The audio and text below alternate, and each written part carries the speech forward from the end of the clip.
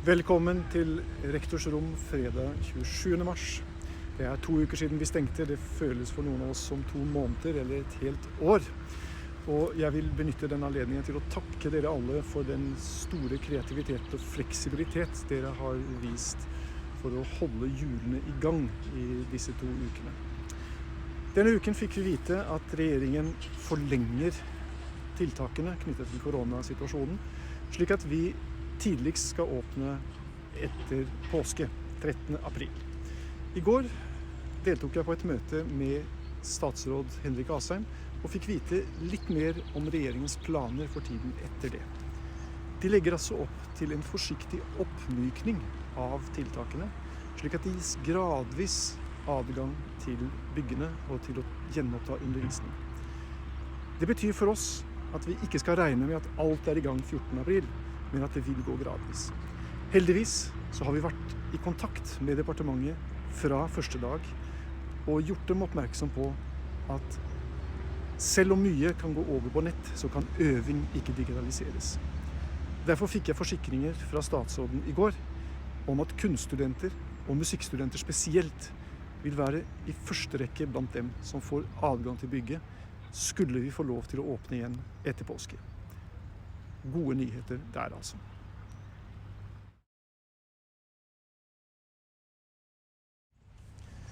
Regjeringen har gjort en god jobb så langt i denne krisen, med gode tiltak og tidlig innsats. Men i går la de frem en krisepakke for studentene som har fått veldig mange av oss til å reagere. Bakgrunnen veldig enkelt den at studenter, i likhet med store deler av arbeidsstyrken, har mistet jobber, blitt sagt opp, permittert, og for musikkstudenter spesielt har de opplevd at frilansmarkedet har forsvunnet fullstendig. Som student har du ikke anledning til å søke om dagpenger eller ta del av alle de andre virkemidlene som regjeringen har innført. Derfor en krisepakke. Men regjeringens forslag ganske tynt. De foreslår å utbetale april, mai og juni måneds studiestøtte allerede nå, som studenter har mer å rutte med. I tillegg gir det anledning til å låne 26 000 kroner fra lånekassen for å komme over krisen. Det det samme som en god gammeldags kassekreditt. Det å låne seg ut av en situasjon som veldig mange studenter opplever som svært kritisk.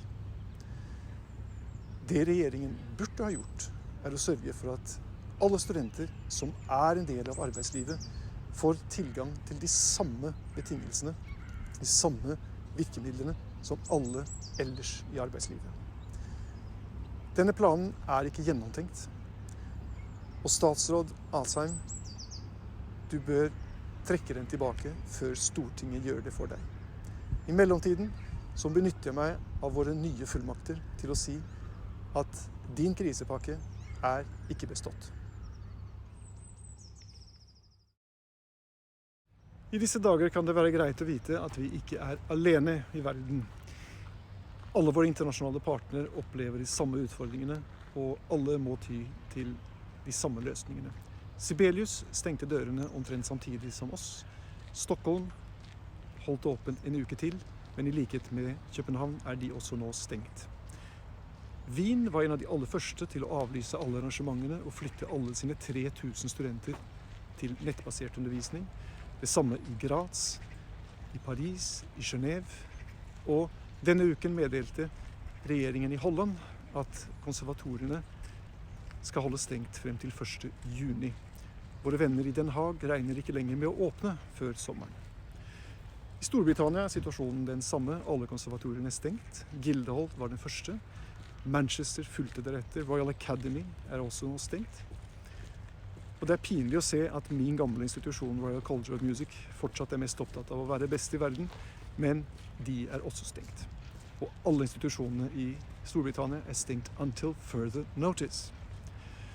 Internasjonalt så våre kolleger i Canada ved McGill University stengt. New England Conservatory i Boston har flyttet undervisningen online. Thornton i Los Angeles har gjort det samme og regner heller ikke med å åpne før sommeren. Queensland i ferd med å for samme situasjon som oss. Og Singapore, som allerede var over i neste fase av smitten, har måttet stenge på nytt fordi situasjonen har igjen begynt å blomstre opp. Alle disse institusjonene sliter med det samme spørsmålet: hvordan skal vi vurdere studentene? Hvordan skal vi gjennomføre kammermusikk? Hvordan skal vi gjennomføre orkesterprosjekter, ensembler, praksis? Og ikke minst hovedinstrument, eksamen. Jeg har daglig kontakt med våre kolleger rundt om i disse institusjonene. Vi utveksler erfaringer, og vi lærer av hverandre, slik at vi kan stå sammen i å finne disse gode løsningene. Det er en god trøst i disse mørke tider rundt hele kloden. Jeg trekker ikke frem noen digital helt i dag, fordi jeg har rett og slett fått så mange eksempler at jeg planlegger en digital spesial til uka. Men fortsett å sende meg eksempler, send meg lenker, send meg videoer. Jeg deler dem etter hvert.